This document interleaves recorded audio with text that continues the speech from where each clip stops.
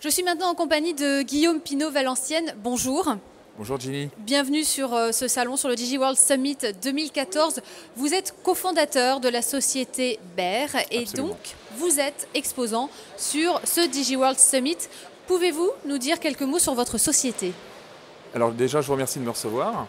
La société Bear a été fondée à l'issue de la création de l'agence Amudo, une agence de création d'applications mobiles qui s'est rapidement dirigée vers les technologies de réalité augmentée, de reconnaissance d'images et qu'on appelle communément dans notre jargon le papier connecté.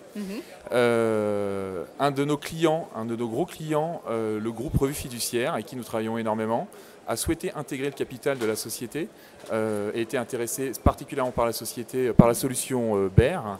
Donc nous avons isolé le produit dans un véhicule à part entière qui s'appelle Bear SAS, qui exploite donc ces technologies de reconnaissance d'images et de réalité augmentée et de papier connecté. Alors qu'êtes-vous venu présenter sur ce salon?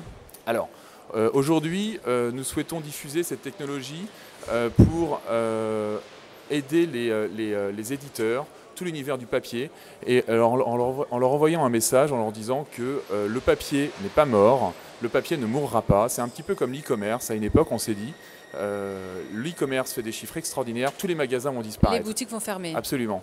Le vrai danger pour les magasins, finalement, ce sont plutôt les grands distributeurs. J'ai rien contre eux, mais finalement, dans l'analyse, ce serait plutôt ça. Donc finalement, le parcours client change. Vous êtes sur Internet, vous pouvez acheter un produit online. Ou alors, vous pouvez aller dans un magasin, sortir votre smartphone de la poche, l'acheter via votre smartphone, ou regarder sur votre smartphone et aller dans l'environnement du magasin pour trouver un endroit physique où vous pouvez trouver le produit moins cher, ou simplement revenir chez vous et l'acheter sur Internet. Dans l'univers du papier et du digital, finalement, je fais une analogie, mais c'est un petit peu la même chose, c'est-à-dire qu'il y a deux univers qui s'affrontent, le digital et le papier plus historique. Finalement, nous, on n'est pas en train de dire l'un est mieux que l'autre, c'est simplement une combinaison, une nouvelle donne qui est en train de se créer.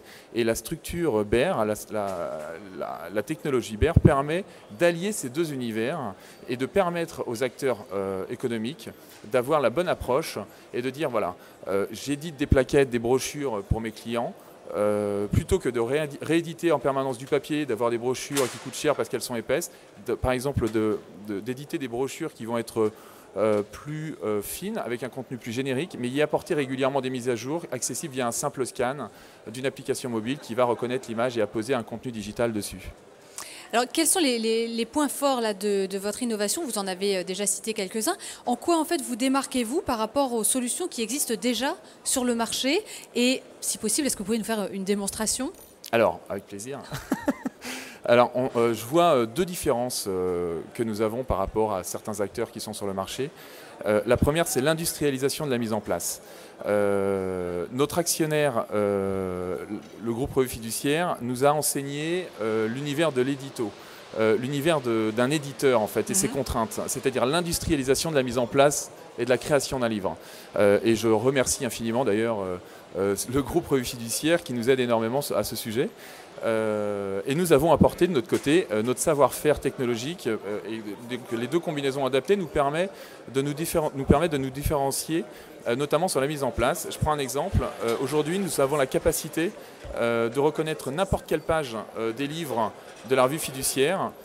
Pour ceux qui ne sont pas très renseignés sur le droit, il faut savoir que les lois évoluent en permanence. Quand un livre sort sur le marché, il est déjà en partie obsolète. C'est-à-dire que comment un avocat ou un expert comptable va pouvoir être à jour, certain, voilà, du contenu, que le contenu sur le livre est toujours à jour et toujours exploitable. Alors nous avons la capacité donc, de reconnaître via une application en marque blanche qui s'appelle GRF+, que j'engage évidemment tous les experts comptables et les avocats à télécharger pour découvrir la puissance de cette application. Donc GRF+, va permettre d'avoir un contenu mis à jour en temps réel grâce à notre API. Alors je scanne une page et je vais avoir, voilà, donc là je suis page 997 et on m'indique que je suis page 997. Le premier article, il y a un rond vert, il est à jour. Le deuxième, il y a un rond rouge, il ne l'est pas. Je clique ici et j'accède immédiatement aux mises à jour. Voilà.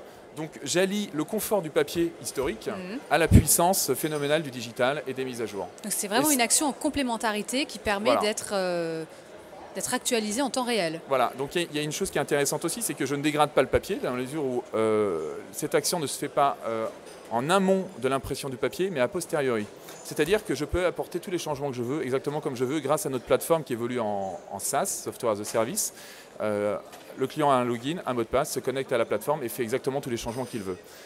Notre API très robuste permet de se connecter aux flux éditoriaux et donc d'industrialiser la mise en place. On a la capacité, par exemple, d'injecter à peu près 7000 pages en une journée. Voilà, donc ça permet d'être assez efficace à ce niveau-là.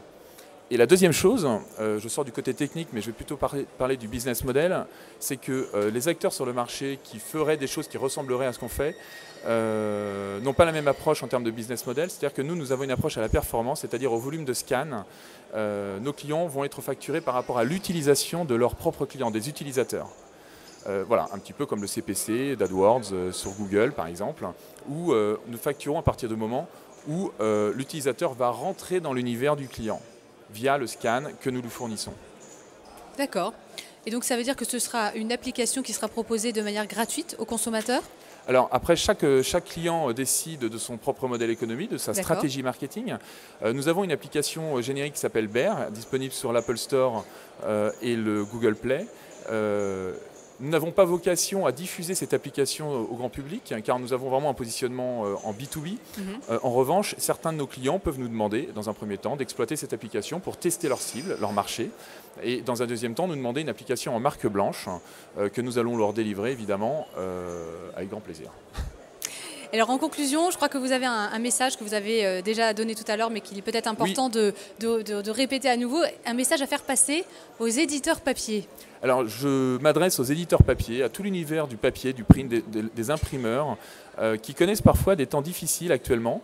Et je pense que nous vivons dans un monde où tout bouge très vite et il faut savoir être agile, c'est ce que nous essayons de faire au maximum. Et je pense que les éditeurs papier ne disparaîtront pas, je pense que les imprimeries ne disparaîtront pas et je pense également que le digital continuera de se développer. Je pense simplement que nous sommes dans un monde où tout doit évoluer et tout doit se combiner de manière optimale. Et la solution Bear participe à aider ces acteurs de marché à sortir la tête de l'eau dans des moments qui peuvent être un peu difficiles, avec des solutions à la performance qui peuvent les différencier de manière significative. Guillaume Pinot-Valenciennes, merci. Je vous remercie. Merci d'être venu nous présenter votre innovation sur le plateau télé du DigiWorld Summit 2014. Merci. Merci infiniment.